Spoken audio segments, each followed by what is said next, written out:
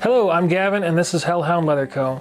Today we're going to be talking about the pattern for the 1911 full-size Statesman.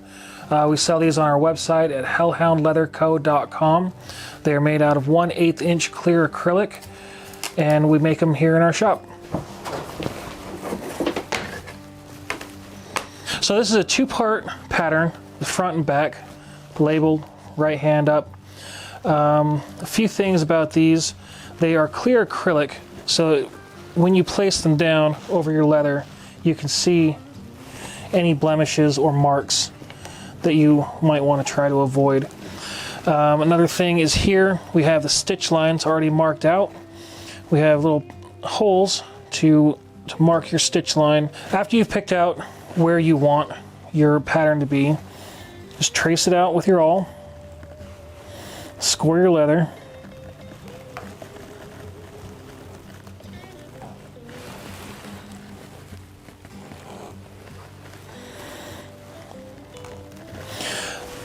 mark your holes for the belt loops,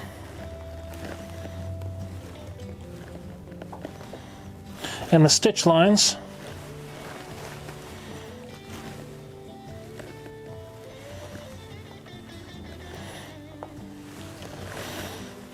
And there you have it.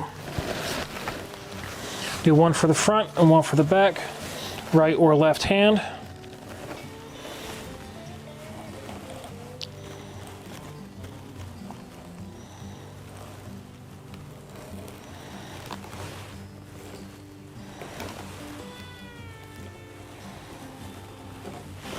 And cut out however you normally do that.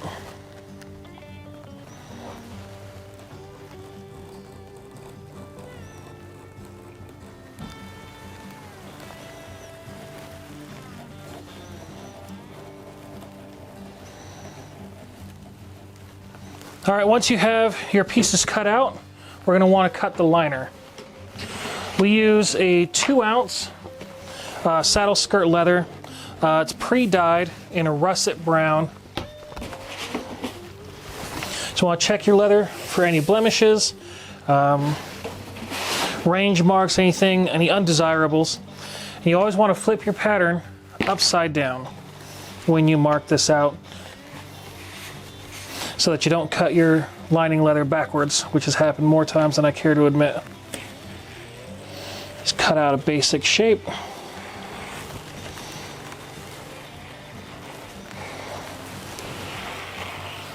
So the reason why we lay them face down on the top of the leather is because when we flip this over, the backs will line up here.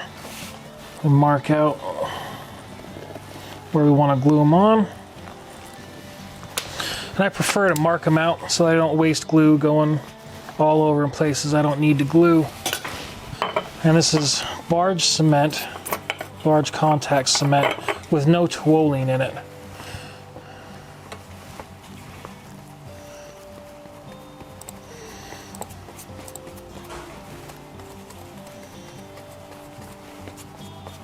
I always run my glue off the edge of the desk so I don't spill it all over and get it on the front side of my leather. And with contact cement, you'll need to get it on both sides and let it dry for a little while until it's a little tacky. All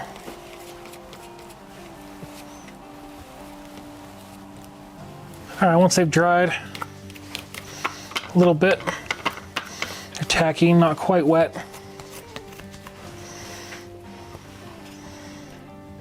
Stick them together.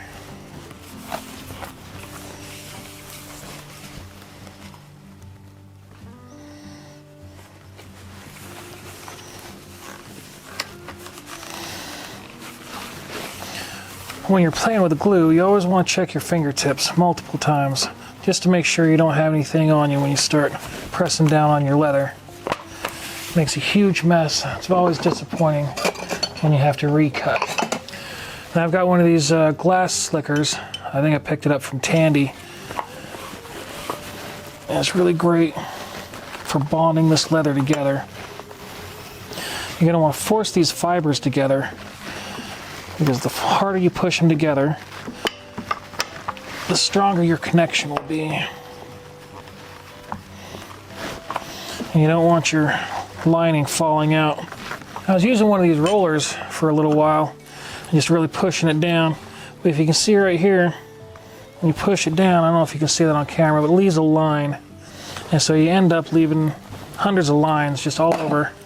So I switched to this glass slicker, and it gets in everywhere we need it to get into, but doesn't leave those nasty little lines. And once that's done, just flip it back over and trim everything up.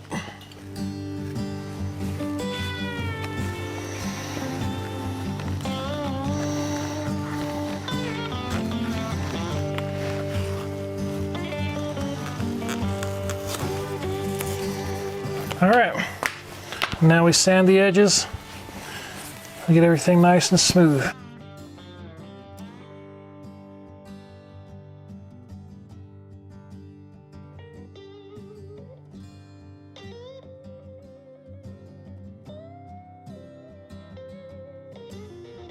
So next step is to run stitch lines around the outside edge. As a general rule, you set your stitch line at roughly the same thickness as your leather. It's just an aesthetic rule. It doesn't really seem to play too much into the stability of the leather or the stitch marks.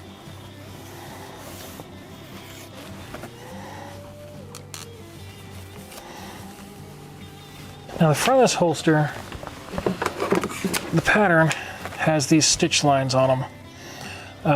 So I like to use this little tool.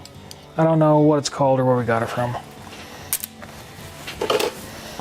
You set up a ruler along those lines.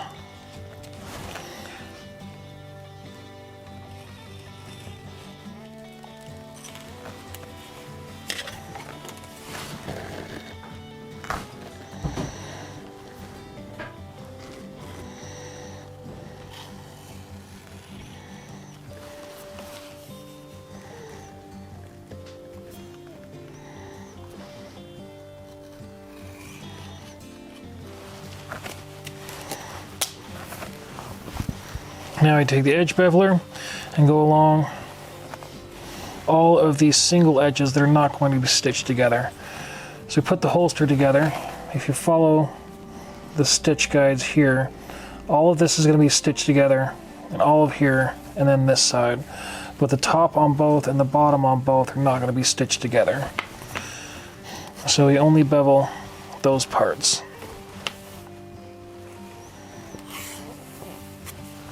On the inside and the outside.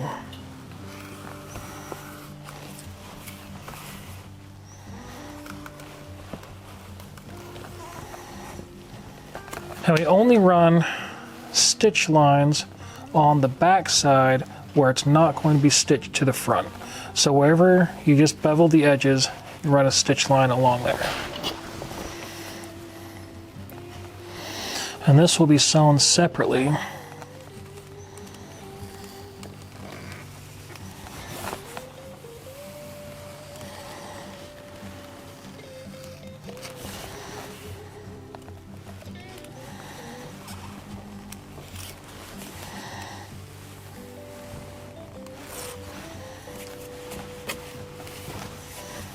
So the next step before stitching is to oil. We use 100% neat's foot oil.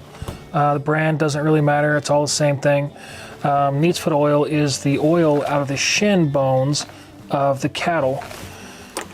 And if you've ever made bone soup, this is the oil that rises up to the top. Usually scrape it off and throw it away.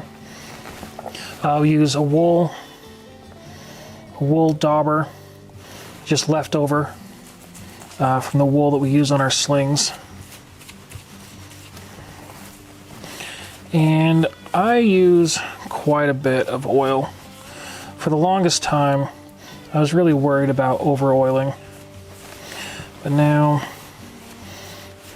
after several years, I just kind of slop it on and try to get it even. It is possible to over-oil your leather, but with a 10-ounce leather, it takes quite a bit. quite a bit more than people realize. And then we do the inside and the outside. If you oil your leather before you stitch it, the needle has a tendency not to tear out. In dry leather, when your needle punches through from the front side to the back side, it'll tear your lining quite a bit, especially if you have a used needle, something that's not quite so new. And it is possible to over oil your leather. And so the exact amount you use is just going to have to be something you figure out as you go. And like I said, everybody's different. I've seen people dunk their leather directly into oil. I've seen some people pour it on and rub it around. If it pools up on the top, it's probably enough.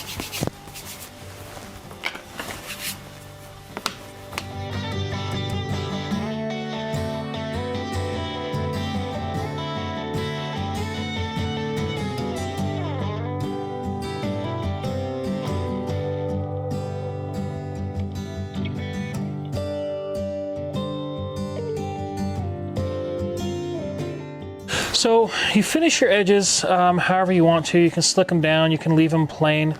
What we use is a Fenice Italian edge dressing. I'm not exactly sure what it is, but it's a rubbery kind of edge. Bianchi used it for a long time. A lot of other people use it. It's used in a lot of handbags, purses, wallets, things like that. So typically we'll apply 2 coats. You put the first on, let it dry, and you can either melt it and sand it, just sand it.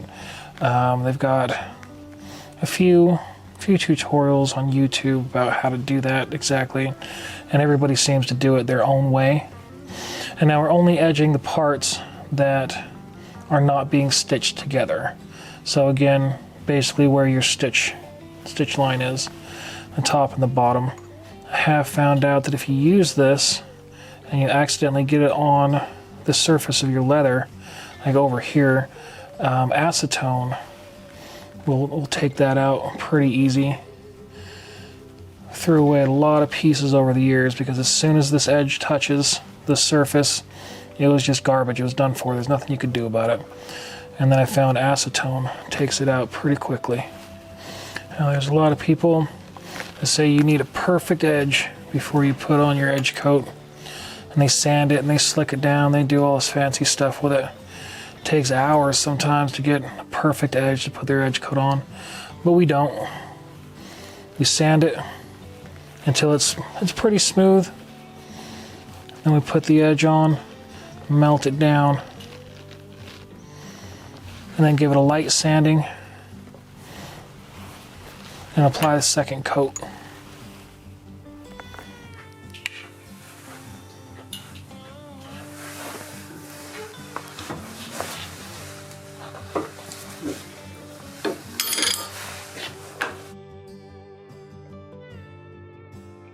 Now, we just rough up the inside of the leather where we're going to glue the pieces together.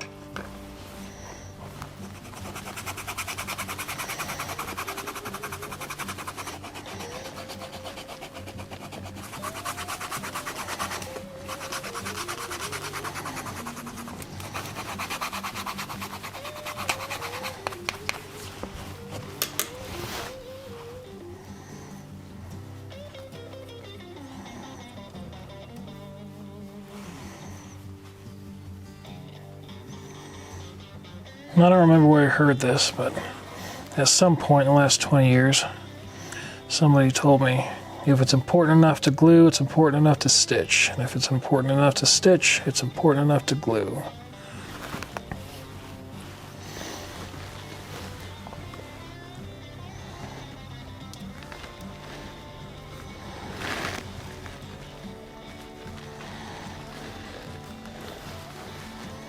Alright, now you really want to press these fibers together.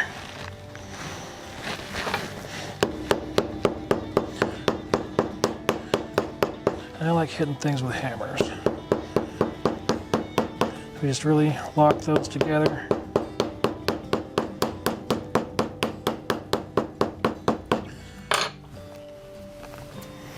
And there's that. Stitching on the machine it's quick, it's relatively easy. You just slap it together and step on a pedal and you're basically done.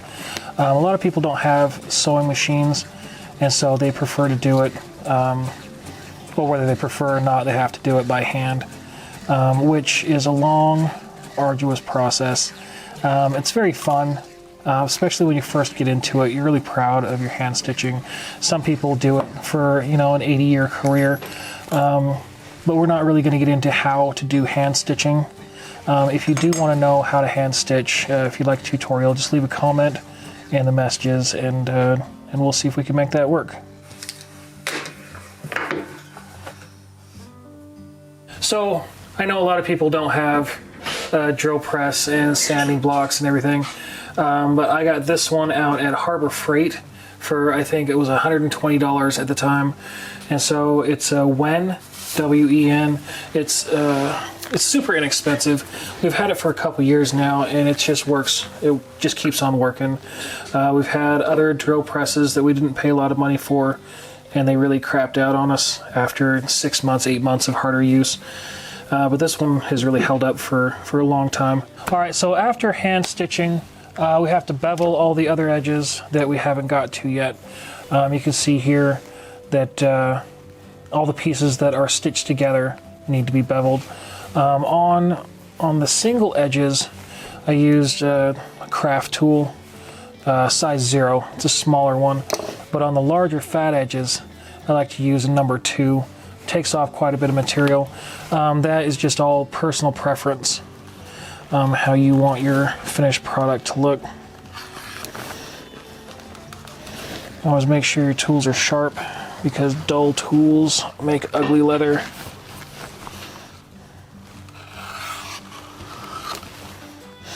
We can and will do tool sharpening tutorials if anybody would like to see those. All right, now they're all rounded. Next thing we have to do is punch holes.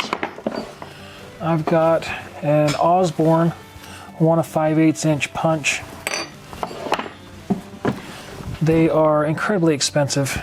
So you can use a round punch. Let's see what we got here. We got a 5/16. You can punch a hole on either side. Use a ruler and just cut the slots out of the holes if you want to. The bag punch is just a lot easier. It's a lot faster. So you want to find the center hole.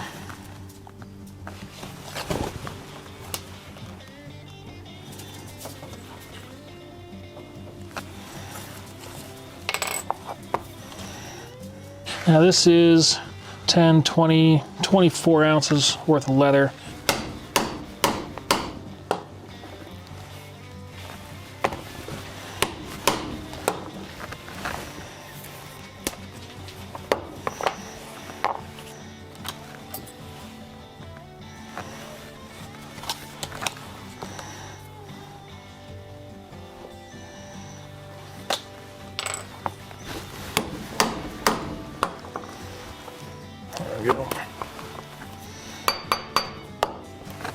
All right, now it kind of rounds the front, but I like to go across the back and bevel that. And then again, we'll run our edge coat, edge dressing around the outside. Our edges, they're done, they're sanded, but they're not immaculate. We don't sand them down, you know, and slick them glass smooth before we apply our edge dressing. I don't know why other people have difficulties doing that. When I first started in leather, edges were a nightmare. Everybody always has problems with edges. But eventually I stopped caring so much and just did what felt natural. And everything turned out a lot better. Now if you can see the contrast between the two, I've got our first coat here, and then we'll melt that in and then sand it a little bit with, what is this? It's an old piece of 320 sandpaper. It's been worn down a little bit. And then we apply a second coat, and it comes out about as perfect as you could ever want it. So the first one really looks like hell. If you left an edge like this, people would think you got some mental deficiencies. But at the end, it turns out really nicely.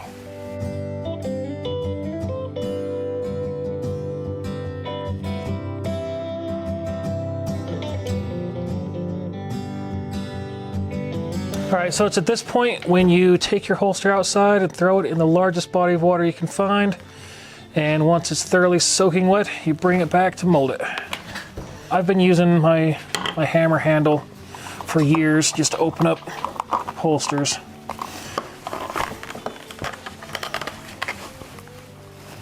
Just run it down along those edges, really open them up.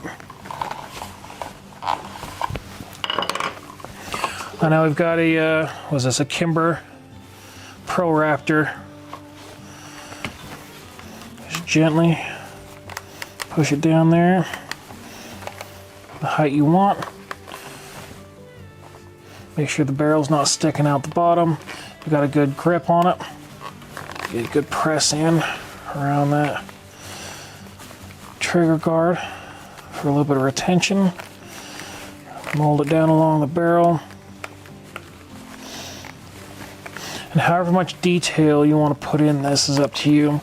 Some people, they trace along the edge of the pistol, and then they indent where the ejector port is. They put all the tool marks on it so it matches the pistol. You can just leave it plain, but getting that retention in with a trigger is rather important. Now once you get to this point, your belt is going to come through these wings and along the back of the holster. And so you want to grab those, bend them backwards. I've got a metal bone folder. Just get that inside there, mold that a little bit, give it some character. Same thing on the other side.